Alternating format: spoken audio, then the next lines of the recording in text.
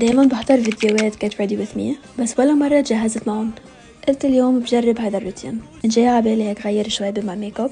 عجبني هير ستايل، فاول شي حطيت تنت على وجهي مثلها. هلا هي مسحته بايدها بس انا ما بحب بالايدين فعملت بالفرشاية، وحطيت الكونسيلر بنفس المطارح اللي هي حطت فيه.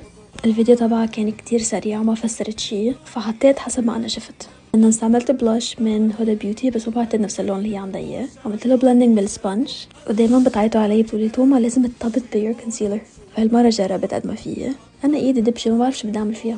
بدنا ثبتت بس تحت عيوني لانه هي بس ثبتت تحت عيونه. الباودر تبعي من على نارس كتير بحبه. and then شوية ليب لاينر، واخر شي هي حطته هو هايلايت على الخدود وتحت الحاجب، بس حسيتها زعبرت لانه مبين انه حاطه ايلاينر وماسكارا بس ما فرجت عليهم، فحطيت شويه ايلاينر على الطرف. حطيت الماسكارا وهيك سحبت عيني لبرا. وليب تنت هلا ابدا ما طلعت بشبهها بس حبيت الروتين.